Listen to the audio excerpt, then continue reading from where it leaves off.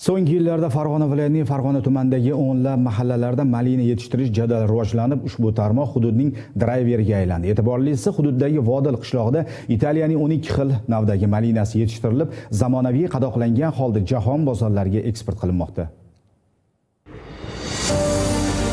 Farg'ona tumanining markazi bo'lgan Vodildagi bir nechta mahallalarda istiqomat qiluvchi aholi uzoq yillardan buyon o'z tomorqasida malina yetishtirishda katta tajribaga ega. Shu bois mazkur hududda yetishtirilayotgan tabiiy, shifobaxsh va darmondorilarga boy malina mamlakatimizning barcha hududlariga ichki bozor iste'moli uchun yetkazib beriladi. Quvonarlisi, keyingi yillarda tuman mirishkorlari mahalliy navlardan tashqari eksportbop Yevropa navlaridan ham yuqori hosil hamda daromad olishga erishyapti. Tumandagi Alpomish Xosiyatxon bog'dorchilik xo'jaligining 14 gektar yerda Italiyaning 12 xil navdagi malina hosili yig'ib olinmoqda. Tajribali bog'bon Elyor Nishonov esa qishloq xo'jaligi kooperativini tashkil qilib, o'z bog'idagi malina hosilini xorijga eksport qilish maqsadida Vodil brendi asosida zamonaviy gofra qutilariga qadoqlamoqda. Qutilarda brend nomi, tadbirkorning to'liq manzili hamda QR kod joylashtirilgan. Bu bilan mahsulotning sifat jihatdan xorijiy davlatlarda bo'lgan talabi ta'minlanmoqda. 2024-yil may oyida mana ko'rib turganingiz Italiya davlatidan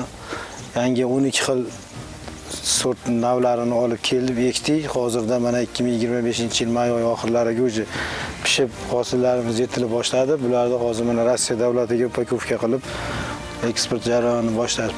Hozir yangicha qadoqda. Malinalarimiz hozirda zamonaviy qadoqlarda qadoqlanyapti. Bularda afzalliklari o'zimizning mahalliy sortdan transportirovkasi, ya'ni boshqa davlatlarga eksport jarayonida o'z xususiyatini yo'qotmasligi. Birinchi o'rinda, keyin sentiner ortiqcha unga nisbatan balandligi, daromadi ko'proqligi. O'rtacha mahalliy sortimizda 10-12 tonna gektariga mahsulot olamiz terib. Bu Italiya navlarimizda o'rtacha 30-35 tonna mahsulot terib olamiz. Jahon andozalari darajasida sifatli mahsulot yetishtirish, malina ko'chatlarini zararkunandalardan samarali himoya qilish hamda hosilni eksportga tayyorlash jarayonida o'simliklar karantini va himoyasi Farg'ona tuman bo'limi fitosanitar nazorati davlat inspektorlari yaqindan ko'mak bermoqdalar. Bugungi kunda tumanimizda malina mevalari pishib yetilib mahalliy bozorga va eksportga yo'naltirilmoqda.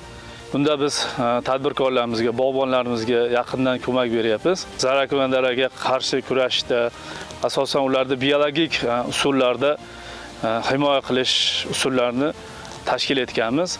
Organik mahsulot yetishtirish bo'yicha ko'plab tavsiyalarimizni, amaliy ko'maklarimizni berib borilmoqda. Chindan ham bugun Farg'ona tumanida malina plantatsiyasi barpo etish bo'yicha amaliy ishlar olib borilyapti. Yaqin istiqbolda esa tumanda ekoturizm maskani, maxsus sovutgichli omborxona va malinani qayta ishlovchi korxonalar tashkil etilishi ham rejalashtirilgan. Muhammad Sidiq Usmonov, Ravshan Nabijonov, Hudud informatsion dasturi uchun.